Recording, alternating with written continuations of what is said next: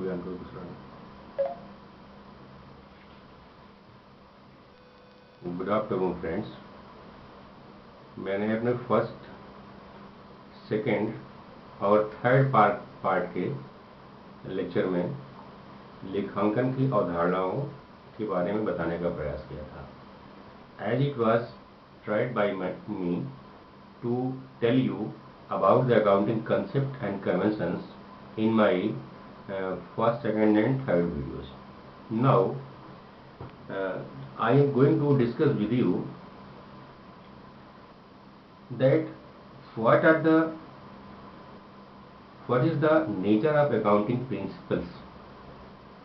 ये जो वित्तीय पुस्तकों को बनाने के संबंध में लेखांकन के सिद्धांतों का प्रतिपादन किया गया है, इनकी प्रकृति क्या होती है, इनका नेचर क्या होता है। लेखांकन सिद्धांत की जो प्रकृति है ये विकासशील होती है। ये मनुष्यों द्वारा बनाए गए हैं। These are made by the human beings. The rules and regulations that are followed by our accountants, our chartered accountants, are not given by God. It is not given by God. It is made by human beings. हम मनुष्यों ने इसे बनाया हुआ है। इनका किसी भी अधिनियम में कोई स्पष्ट उल्लेख नहीं है। There is no any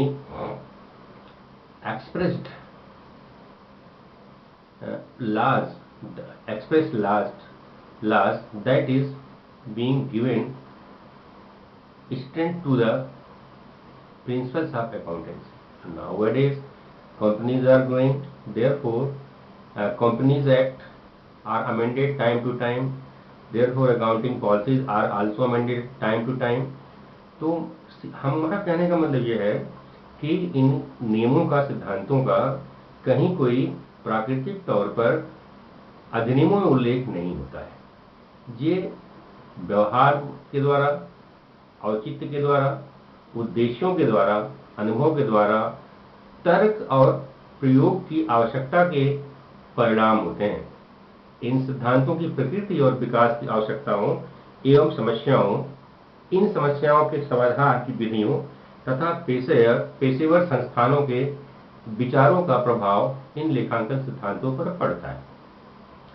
जैसे मैंने कहा था कि जैसे जैसे हम डेवलप होते हैं, जैसे जैसे कोई विषय डेवलप होता है, वैसे हमारे जीवन के सिद्धांत बनते चले जाते हैं, वैसे ही ये लेखांकन के सिद्धांत भी निर्मित होते चले जाते हैं। इसका मतलब हुआ कि जो लेखांकन के सिद्धांत हैं उनके विकास के बारे में हमको जानना आवश्यक है। ये कैसे विकसित हुए, इसकी एक प्रक्रिया है।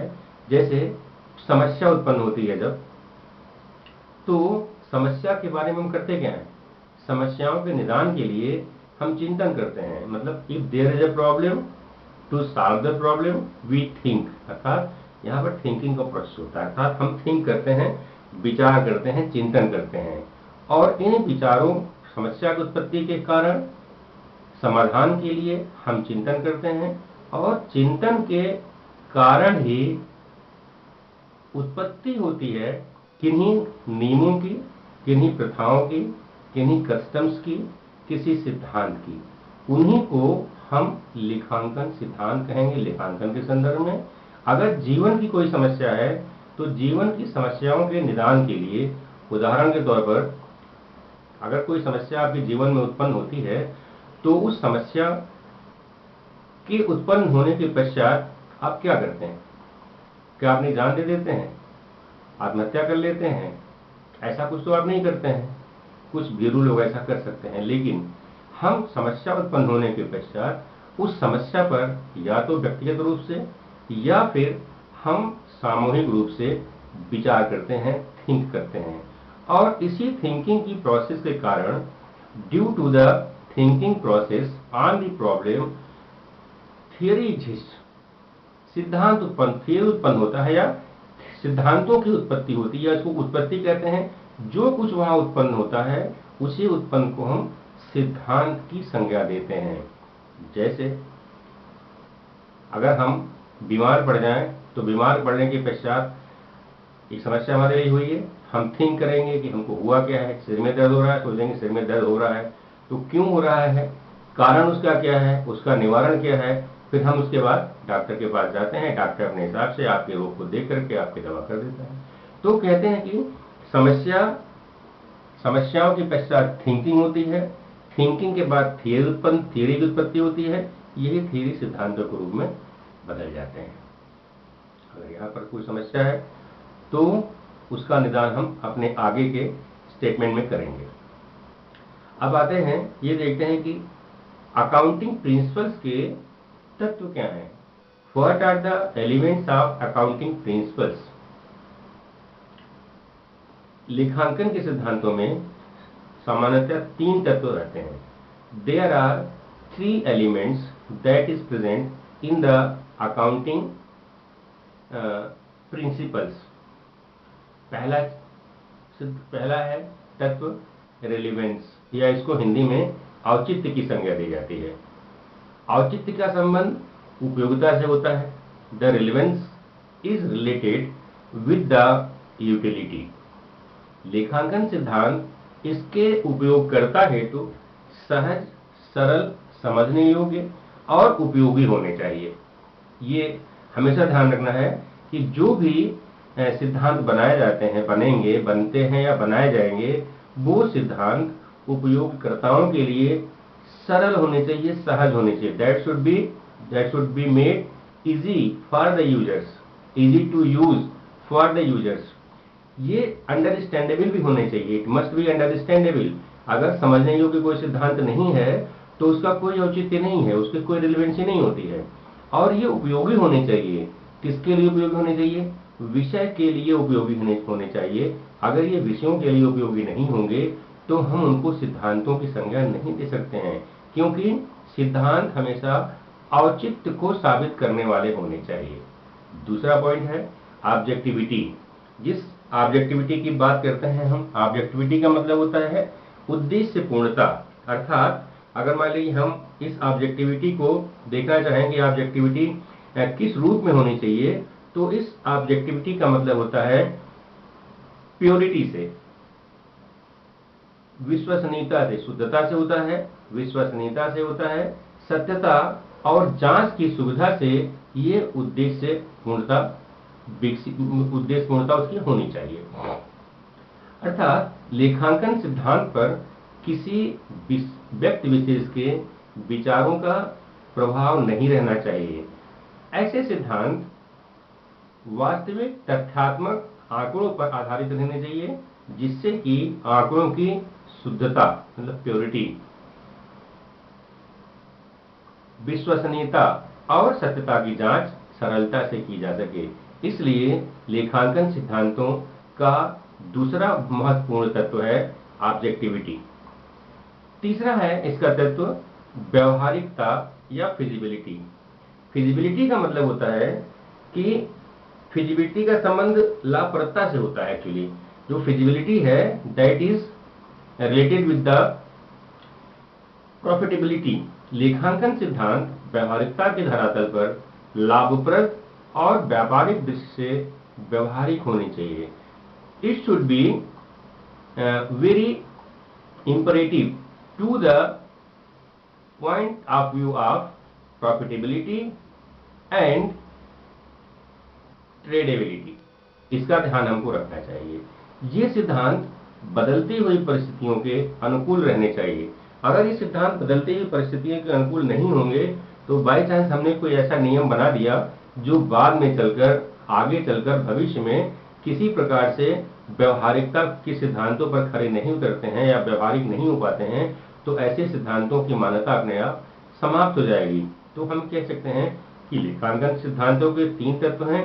पहला तत्व है रेलिवेंस, दूसरा तत्व है ऑब्जेक्टिविटी और तीसरा है फिजिबिलिटी।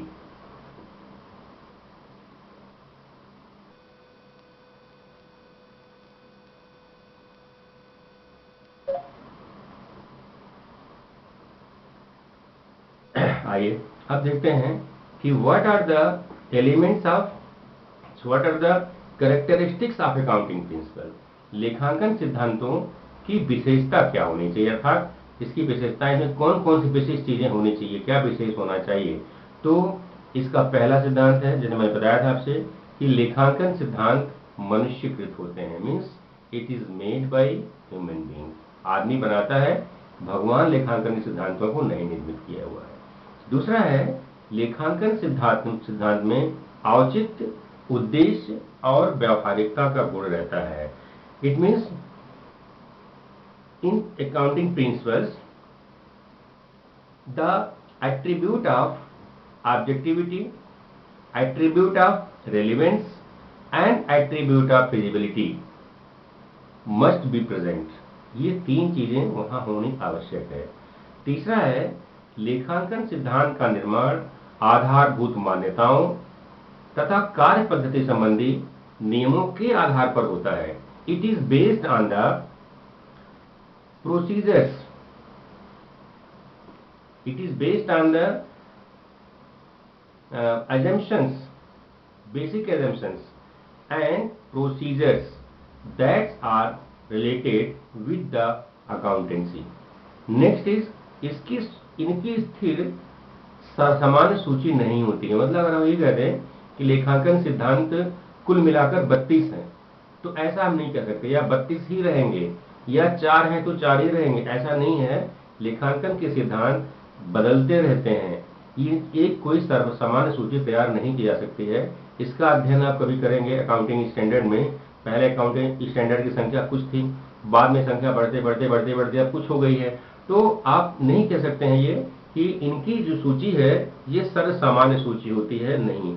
हर विज्ञान क्योंकि डेवलपिंग है, लेखांकन भी विज्ञान है, accounting is also an art and science as well. जैसा आप जानते हैं लेखांकन कला भी और विज्ञान भी है, क्योंकि नियम भी यहाँ पर हैं और नियमों को हम किस तरह से फॉलो करते हैं।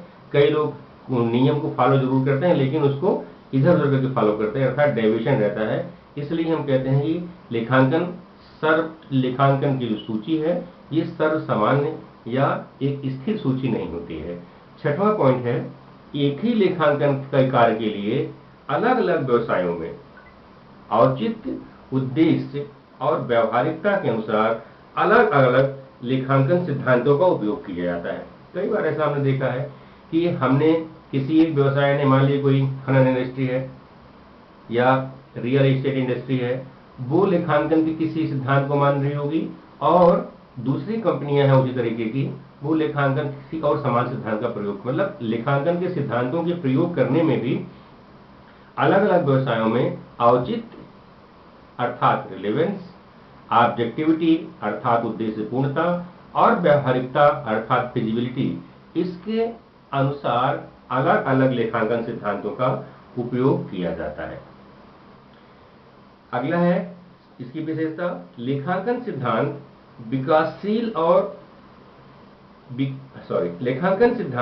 विकासशील एवं परिस्थितियों के अनुसार विश्वसनीय रूप से परिवर्तित होते हैं। नेक्स्ट है, लेखांकन सिद्धांतों का किसी भी अधिनियम में स्पष्ट उल्लेख नहीं है। नेक्स्ट है, वस्तुतः लेखांकन सिद्धांत आधारभूत मान्यताओं और कार्य पद्धति संबंधी नियमों का एक समूह होता है। These are all characteristics of accounting principles। अब देखिए कि हमने क्योंकि आपको भी बताया कि लेखांकन सिद्धांत या लेखांकन किस तरह से हमको विषय के रूप में प्रेजेंट टाइम तक ले आया हुआ है, मॉडर्न अकाउंटेंसी उसी का एक प्रतिरूप है, उसी का एक फल है, उसी का फ्रूट है। तो हमने दूसरा देखा है लेखांकन की प्रकृति क्या होती है, इसमें प्रॉब्लम, थिंकिंग, थियरी, प्रिंसिपल्स, इसके बारे में जानकारी हासिल की। फिर है लेखांकन के कौन कौन से तत्व होते हैं, 3 तत्वों के बारे में आपके सामने विवेचना करी मैंने, रिलेवेंस, ऑब्जेक्टिविटी एंड फिजिबिलिटी। अब इसके बाद मैंने बताया आपसे कि लेखांकन सिद्धांत की क्या क्या विशेषताएं हैं, उसमें मैंने मुख्य विशेषताओं के बारे में आपको बता दिया। वैसे और भी हम इसमें जोड़ सकते हैं, इसकी कोई सूची हम सामान्य नहीं बना सकते, कितने ही लेखांकन की विशेषताएं होती हैं। आइए अब आएंगे, हम देखेंगे कि लेखांकन generally accepted accounting principles RGAAP कहते हैं इसको, सामान्य स्वीकृत लेखांकन सिद्धांत या लेखांकन के सर्व सामान्य सिद्धांत क्या है। देखिए जैसे हमारा विकास सदियों से हुआ है, सदियों शताब्दियों में हमारा विकास हुआ है, इस उसी तरीके से लेखांकन का विकास भी कई शताब्दियों में हुआ। हमारा स्वरूप पहले किस रूप में था और हम आज किस रूप में बदल के बैठे हुए हैं आपके सामने, मीन्स कि हमारी मानव जाति की बात कर रहा हूं मैं। इस अवधि में ऐसे ही लेखांकन पहले कुछ और रहा होगा, उसकी कुछ अवस्थाएं और रही होंगी, उसका रूप प्रतिरूप कुछ और रहा होगा। वर्तमान समय में लेखांकन का स्वरूप बदल के हमारे सामने मॉडर्न अकाउंटेंसी, जिसको हम लेकर पैसों के बारे में जानते हैं, जो उन्होंने बताया हमको, account, personal real nominal account, उनके नियम बताया, debit what comes in, credit what goes out, debit the receiver and credit the giver, and debit all losses and expenses and credit all incomes and gains. तो इस तरह देखिए बदलते बदलते हमारे पास लेखांकन सिद्धांत बहुत सारे बदल गए हैं। अकाउंटिंग स्टैंडर्ड चाहे इंडिया का हो, चाहे अमेरिका का हो, चाहे इंटरनेशनल अकाउंटिंग स्टैंडर्ड बात कर लीजिए आप, इसमें शताब्दी धीरे धीरे धीरे धीरे परिवर्तित होता चला जा रहा है, परिवर्तन होता चला जा रहा है, ये परिवर्तित हो रहा है। तो इस अवधि में कुछ निश्चित लेखांकन मान्यताओं, अवधारणाओं और प्रथाओं की क्रमिक उत्पत्ति हुई है।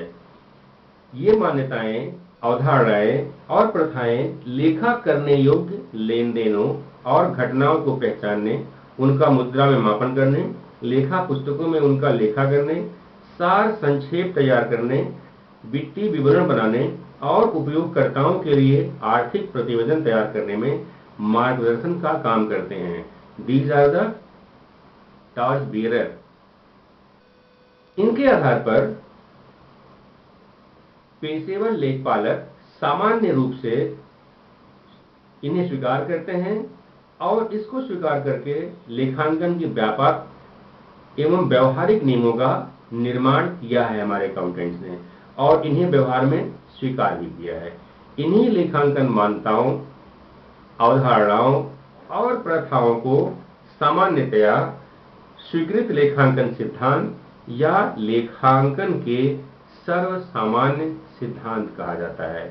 Accounting assumptions, concepts and conventions are called generally accepted accounting principles।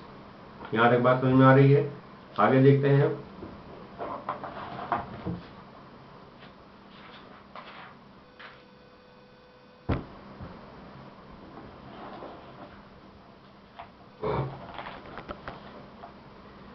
जैसा मैंने आपको शुरू में बताया था कि जो लेखांकन की प्रिंसिपल्स हैं या अकाउंटिंग प्रिंसिपल्स हैं, इसमें हमने बताया था आपको basic assumptions or concept of accounting, फिर बताया मैंने आपसे कि principles of accounting and conventions of accounting या कंसेप्ट ऑफ अकाउंटिंग। ये इन सब के बारे में मैंने आपसे कहा था, अगर इसका उत्तर लिखना हो, किसी का प्रश्न आता है कोई भी, उसके उत्तरों में आप इन सबको डाल सकते हैं। क्यों डाल सकते हैं? क्योंकि जो लेखांकन के प्रिंसिपल हैं, अकाउंटिंग प्रिंसिपल्स हैं, इनको जनरली 3 भागों में डिवाइड किया जाता है। पहला है assumptions और कंसेप्ट्स ऑफ अकाउंटिंग, दूसरा है बेसिक अकाउंटिंग प्रिंसिपल्स, और तीसरा जिसको कहते हैं मॉडिफाइंग प्रिंसिपल्स या परिवर्तनशील सिद्धांत।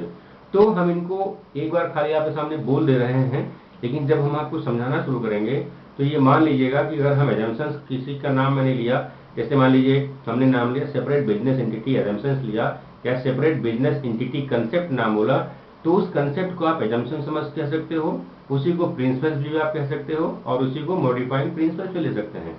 थोड़ा थोड़ा डिफरेंस जरूर है इसमें, लेकिन कुल मिला के हमारे हिसाब से यहाँ कोई डिफरेंस नहीं करते हैं अकाउंटिंग बनाते। जैसे assumptions और कंसेप्ट, जिसको बेसिक अकाउंटिंग assumptions और कंसेप्ट के नाम दे रहा हूं मैं आपके सामने।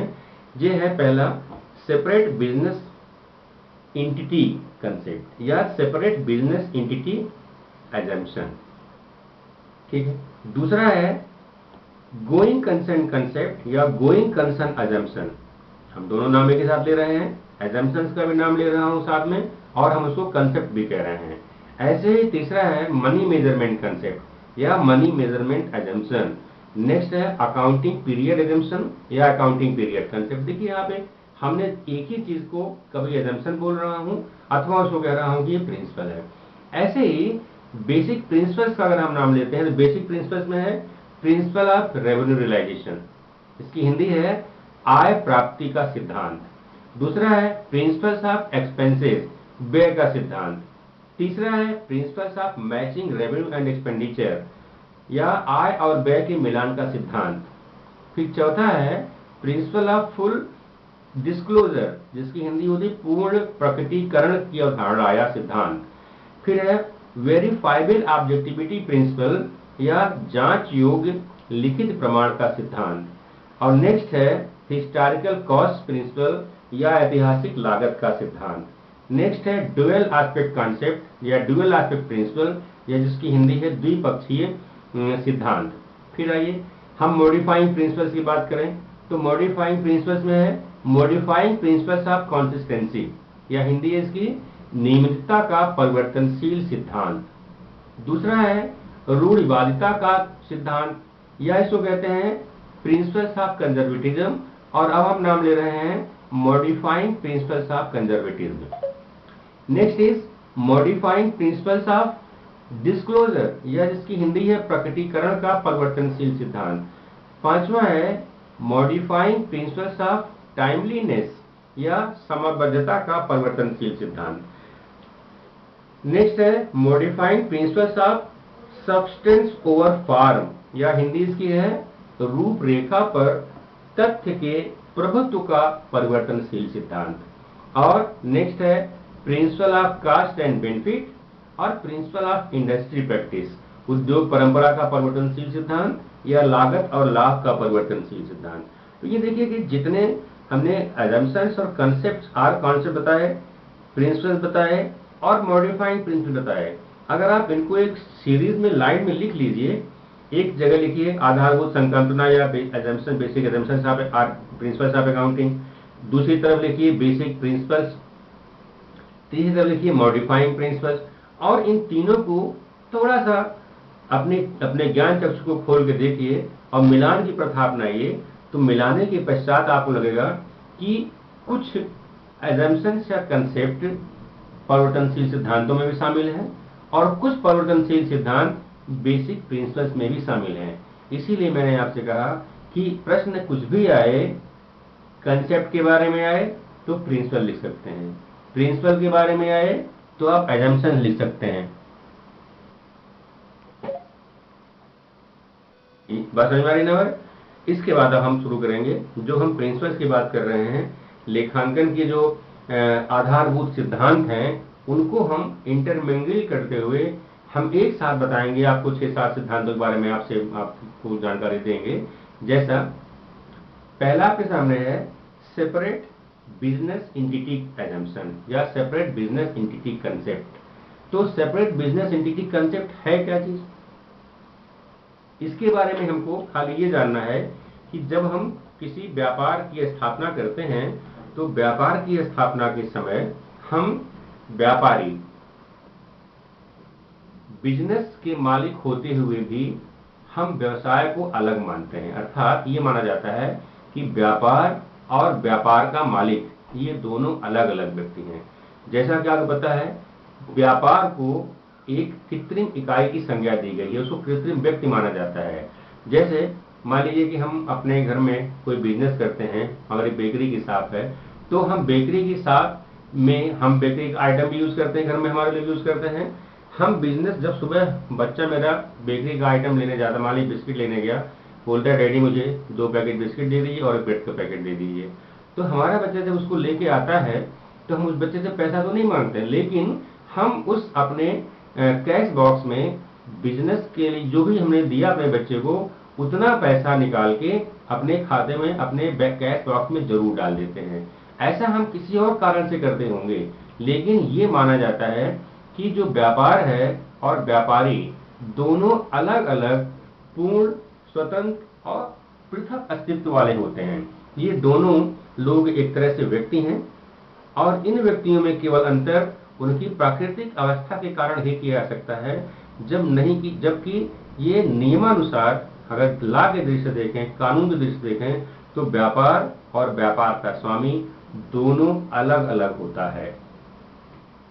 ठीक है, ये तो पहली अवधारणा हुई सेपरेट बिजनेस एंटिटी एजम्पशन या सेपरेट बिजनेस एंटिटी कॉन्सेप्ट।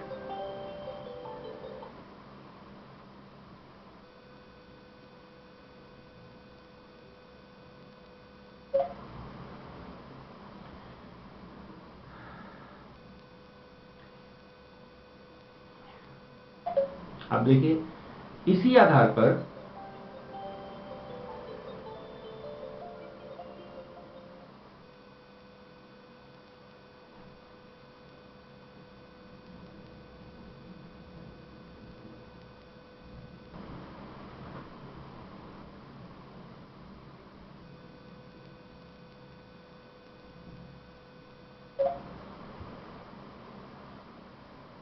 हम इस चैनल को दोबारा शुरू करते हैं। बेसिक एजम्पशंस या कंसेप्ट ऑफ अकाउंटिंग में हमने पहले फर्स्ट बेसिक एजम्पशन हमारा है सेपरेट बिजनेस एंटिटी एजम्पशन या सेपरेट बिजनेस एंटिटी कंसेप्ट। इसमें बताया मैंने आपसे कि लाभ कमाने के उद्देश्य से व्यापारी व्यापार की स्थापना करता है। कोई भी व्यापार किस लिए स्थापित किया जा रहा है? जनरली उत्तर होता है हमारा कि लाभ कमाने के लिए व्यापार की स्थापना की जाती है। लेखांकन में व्यापार के पृथक इकाई की संकल्पना के दृष्टिकोण से व्यापारी और व्यापार दोनों का अपना अलग अलग पूर्ण स्वतंत्र और पृथक अस्तित्व होता है। इसी संकल्पना के आधार पर व्यापार की संपत्तियों और दायित्वों तथा व्यापारी की संपत्तियों और दायित्वों को अलग अलग माना गया है। इसी आधार पर व्यापारी के द्वारा व्यापार की पूंजी देने पर व्यापारी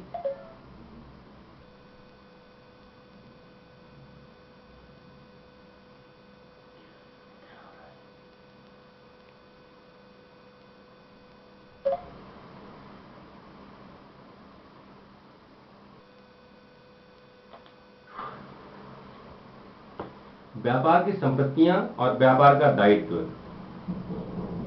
और व्यापारी की संपत्तियां और व्यापारी का दायित्व, ये दोनों अलग अलग माना जाता है। जैसे आप कभी बिजनेस में पूंजी को इन्वेस्ट करते हैं, जब आपको एंट्री करनी होती है तो आप एक व्यक्ति ने व्यापार में 1 लाख रुपया से 1 लाख रुपए की पूंजी से व्यापार प्रारंभ किया, तो आप एंट्री क्या करते हैं? आप एंट्री करते हैं cash account debit to capital account. ऐसा क्यों लिखते हैं?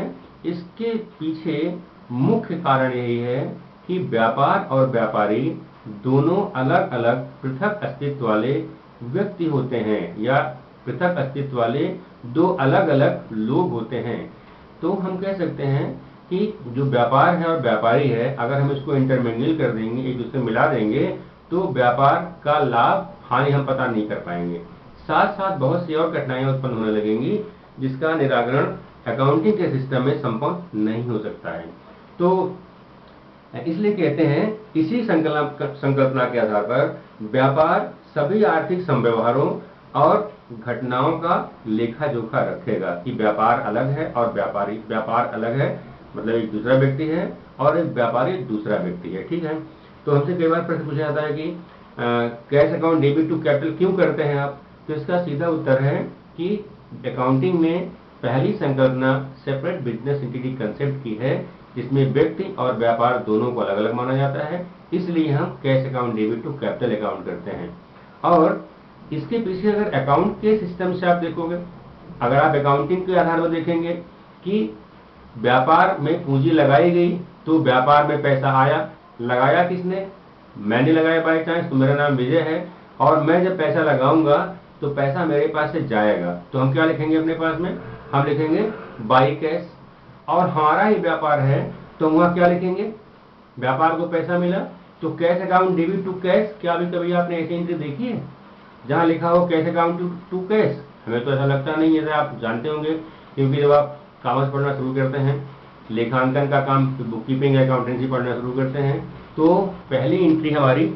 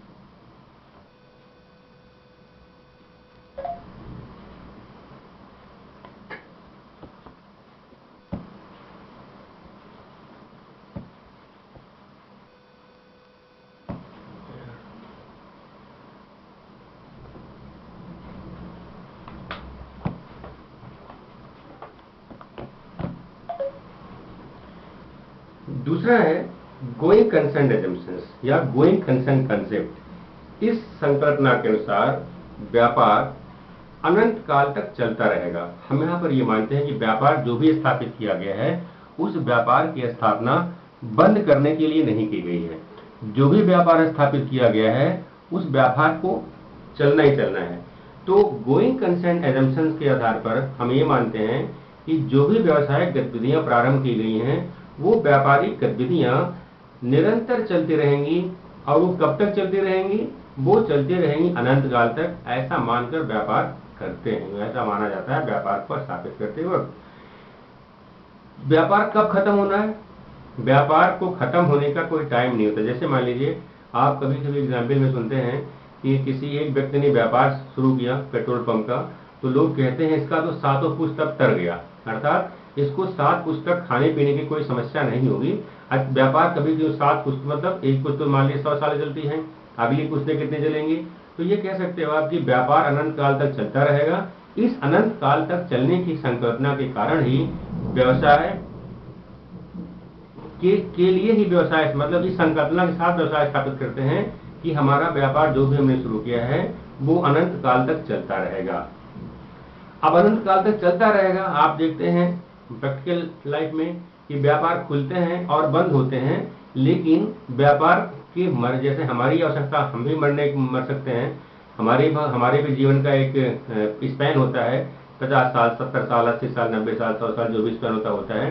तो जब भी चीजें कब खत्म होती हैं, जैसे एक व्यक्ति उसके जीवन काल में मृत्यु आती है, तो व्यापार के जीवन काल में मृत्यु वैसे तो सामान्य तौर पर इस संकल्पना के आधार पर व्यापार की कभी मृत्यु नहीं होती है, लेकिन व्यापार भी कई बार रुग्णावस्था में पहुंचता है। कई बार व्यापारिक कठिनाइयां होती हैं। इस कठिनाइयों के कारण व्यापार का समापन भी हो जाता है। कई बार समापन तब होगा जब तक कि व्यापार दिवालिया ना हो, और जब व्यापार दिवालिया हो जाएगा तभी व्यापार का समापन हो सकता है। लेकिन संकल्पना यह है कि व्यवसाय को हम जब स्थापित करते हैं तो ये मान के चला जाता है कि व्यवसाय निरंतर अनंत काल तक चलता रहेगा और चलता रहेगा। ठीक है। व्यापार का जो व्यापारी है व्यवसाय की क्रियाओं को संचालित करने के लिए अधिकारियों को नियुक्त करता है, कर्मचारियों को नियुक्त करता है, दीर्घकालीन नियोजन करता है, व्यापार के प्रसार के लिए स्थायी संपत्तियों को क्रय करता है, दीर्घकालीन व्यापार का अनुबंध करता है और दीर्घकालीन ऋण लेता है। तो ये मान के चलता है कि हमारा व्यापार अनंत काल तक निरंतर चलता रहेगा। इस तरह के कंसेप्ट को हम कहते हैं चालू व्यापार की संकल्पना। अब कुछ व्यापार ऐसे हुए होते हैं जिसको हम व्यापार की संज्ञा नहीं देते हैं, जैसे ज्वाइंट वेंचर किया आपने, कोई कॉन्ट्रैक्ट किया आपने, 10 दिन 20 दिन का कॉन्ट्रैक्ट कर लिया, किसी काम करने का कॉन्ट्रैक्ट कर लिया, तो वो कॉन्ट्रैक्ट तो 10 दिन में खत्म हो जाएगा, है कि नहीं? मान लिया आपने कोई मकान बनाने का ठेका लिया, मकान आपने बना दिया, 1 महीने या 2 महीने ठेका लिया, 2 महीने आपने मकान बना के खत्म कर दिया। लेकिन ऐसे व्यापार को आप व्यापार की संज्ञा में नहीं देते हो। समझ में आ रही बात है? इस तरह से जो व्यापारिक चालू व्यापार की संकल्पना सभी प्रकार के व्यवसाय संगठनों पर लागू होती है। यह पूर्व निश्चित जीवन काल वाले व्यवसाय में उसके जीवन काल तक लागू होती है।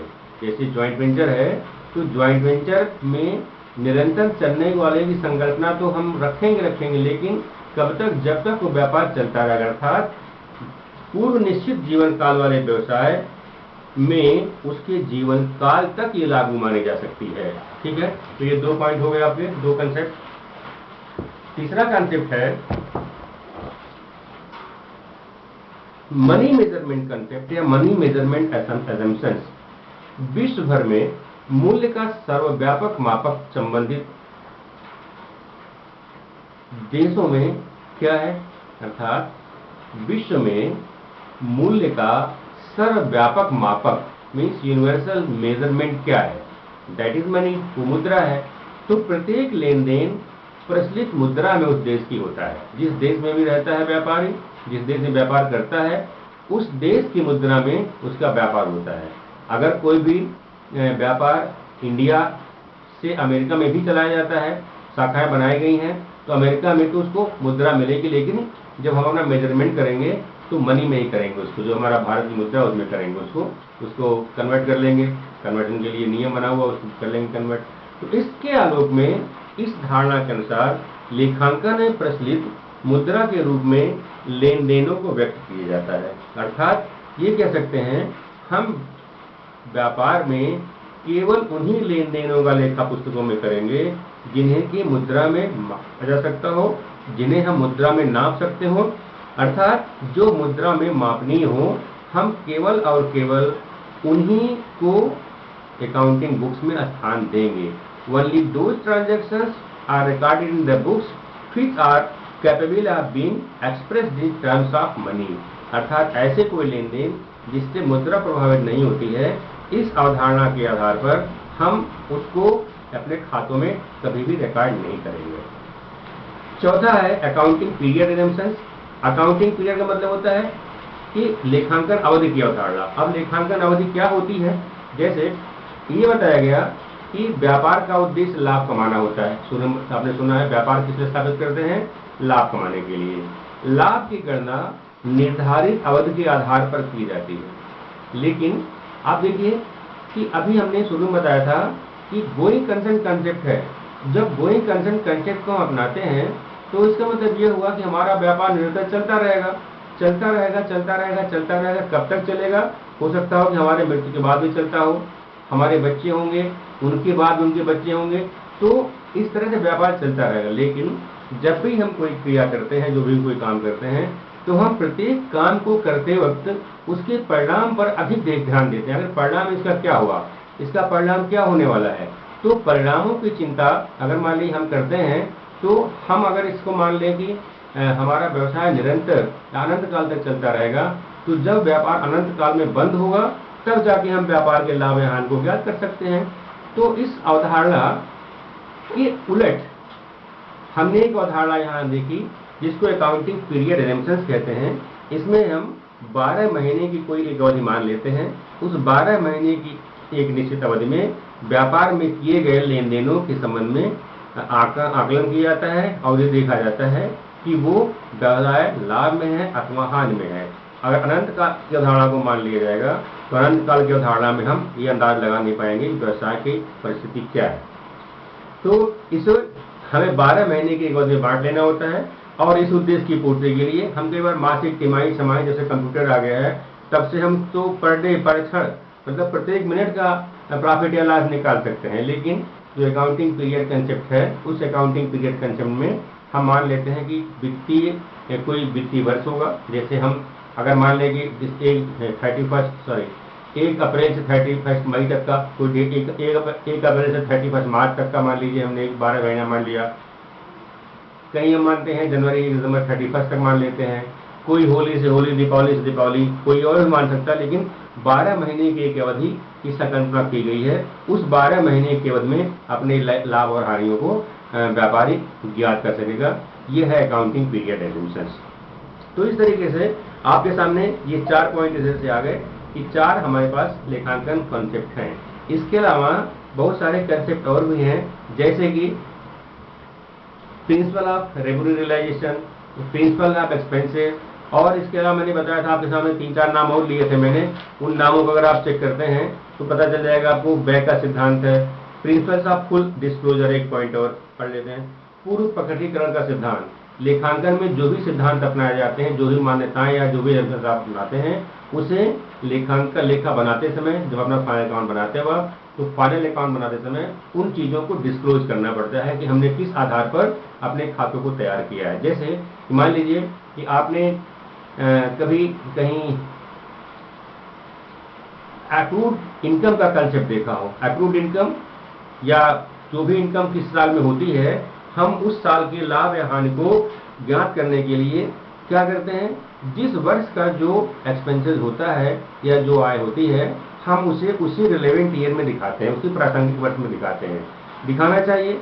लेकिन हम करते क्या है कि मान लीजिए आपने किसी को, एक व्यक्ति की मजदूरी है, एक व्यक्ति की सैलरी है 100 रुपया पर मंथ, आपने उस व्यक्ति को उस वर्ष में दे दिया है 1300 रुपये। तो क्योंकि पूरे वर्ष की जो मजदूरी होगी या सैलरी होगी वो 1200 रुपये होगी, 100 रुपये आपने उसको एडवांस दे रखा है या प्रीपेड कर रखा है, तो हम क्या करते हैं 100 रुपये अपने खातों में से घटा देते हैं, जो मतलब सैलरी में से घटा देंगे, केवल हम 1200 रुपये उस महीने में उस साल में लिखेंगे। तो इस तरह से हम केवल 12 महीने के जो खर्च या आय होती है उन्हीं को रखते हैं वहाँ पर।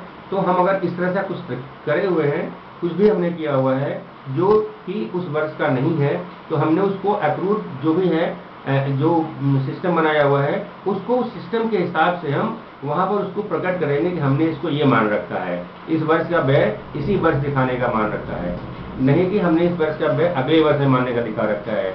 इसके अलावा मान लिया आपने डेप्रिसिएशन निकाला, डेप्रिसिएशन आपने पहले 5 साल पहले एक वर्ष में लिया, फिर इस साल में सबसे हमने निकाला डेप्रिसिएशन, और अगला वर्ष आता है तो आपने उस पर लगा दिया डिमिनिशिंग बैलेंस, चौथा वर्ष आ गया आपने वहाँ पे लगा दिया एन्युटी मेथड। तो आप अगर ऐसा करते हैं तो आपको खातों के संबंध में ये पूर्णतः स्पष्ट करना पड़ेगा कि हमने प्रथम वर्ष में ये नियम अपनाया, द्वितीय वर्ष में ये नियम अपनाया, तृतीय वर्ष में ये नियम अपनाया। मीन्स जो भी आप अकाउंटिंग की कंसेप्ट में या क्रिया पद्धति में कोई बदलाव करते हैं तो उसे आपको वहाँ पर शो कर देना पड़ता है। तो इस तरह से आपके पास 4-5 अकाउंटिंग कंसेप्ट हैं जो बहुत ही इंपॉर्टेंट हैं, इसको याद कर लेना चाहिए आपको। याद करने के पश्चात जब अकाउंटिंग के क्वेश्चंस करना शुरू करते हैं, जब थ्योरी पढ़ना शुरू कर देते हैं, तो थियरी में भी और प्रैक्टिकल में भी इन चीज़ों का आपको ध्यान देना पड़ता है।